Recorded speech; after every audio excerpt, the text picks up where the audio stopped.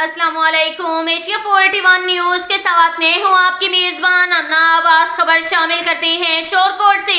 हमारे bureau chief Rana Mohammad Shabbir के मुताबिक वजीर आला पंजाब के विजन के मुताबिक डिप्टी कमिश्नर झंग मोहम्मद उमैर की खसूसी हदायत पर असिस्टेंट कमिश्नर शोरकोट असफंदियार ने साइलिन को फौरी इंसाफ मुहैया करने के लिए तहसील ऑफिस शोरकोट सिटी में खुली कचहरी का इनेकाद किया। इस मौका पर महकमा रेवेन्यू का अमला, असिस्टेंट लैंड रिकॉर्ड का अमला, तहसीलदार गर्दावर, तमाम तहसीलों के पटवारी और साइलिन की बड़ी तादाद मौजूद थी। असिस्टेंट कमिश्नर शोरकोट असफंदियार ने साइलिन के मसाइल सुनकर इनको फौरी हल करने के अहकाम जारी किए।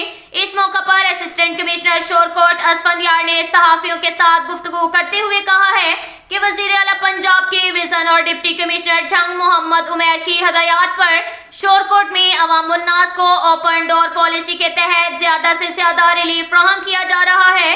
इस मौका पर शहरियों ने बताया कि नए तैनात होने वाले असिस्टेंट कमिश्नर शोरकोट असफंदियार का अपने दफ्तर में भी आवाम को फौरी इंसाफ मुहैया करना बहुत अच्छा इकदाम है। अब तक के लिए इतना ही काफी है। मिलते हैं अगले बुलेटिन में, हमारे साथ रहिएगा। अल्लाह हाफिज।